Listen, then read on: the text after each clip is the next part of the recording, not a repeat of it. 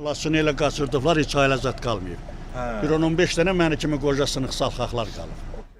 Qarabağa köçürülən keçmiş məcburi köçkünlər vaxtaşırı dövlətin verdiyi evlərdən və ümumi şəraitdən şikayət edir, lakin sonra da peşman olduqlarını deyirlər.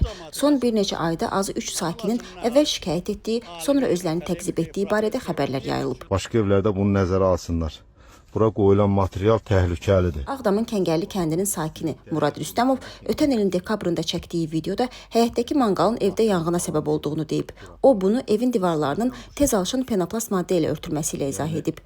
Əgər buna od düşsə, bu evin hər tərəfi bundan olduğunu nəzərə alsaq, 5 dəqiqə müddətində, 10 dəqiqə, 15 dəqiqə, nəysə, bu ev sürətli şəkildə yana bilər. Cəmi bir gün sonra hökumət yönlü mediada sakini yalançı adlandıran geniş materiallar dərc olunub. Report İnformasiya Agentliyinin paylaşdığı bu reportajda Rüstəmovun özünə də təqzib edici açıqlama alınıb. Onu götürüb vəziyət paylaşıqlar. Yəni, mən özüm bu işə çox narahat oldum. Apreldə isə Cəbrayıl sakininin yaşadığı evin keyfiyyətindən narazılıq etdiyi görüntü sosial mediada yayıldı.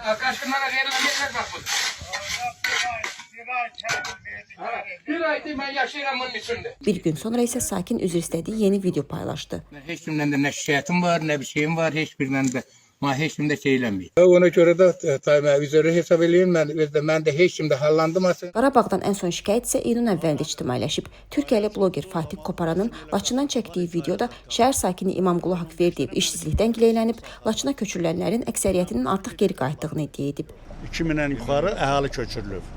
Bir sual verən yoxdur ki, ay nümayəndəlik. Niyə bu cəmaatı qaçırdırsınız?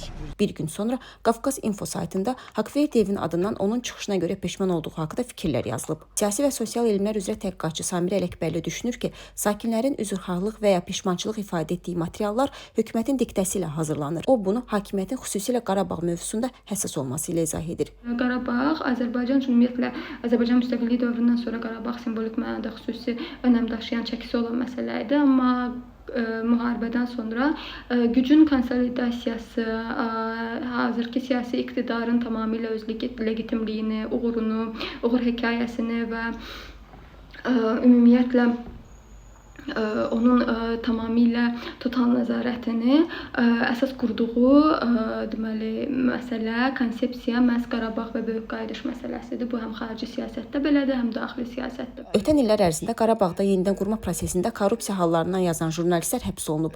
Laçında tikinti işləri aparmış iş adamı Tolqa Şahin isə korrupsiyadan danışdığına görə ölkədən çıxarıldığını deyib. Samirə Ələkbərli deyir ki, hökumət Qarabağla bağlı həssaslığını bölgədə rifah yönümlü siyasət yürütməyə yönəltməlidir. Lakin görürük ki, həssas yanaşma daha çox orada olan problemlərə yox, orada olan problemlərin aradan qaldırılması, onların həyat şərtlərinin daha da yaxşılaşdırılmasına qarşı yönəlmiş deməli həssaslıq deyil, dövlətin yaratdığı həmin mükəmməl, qüsursuz uğur hekayəsinin zədələnməsi ehtimalına qarşı deməli olan həssaslıqdır.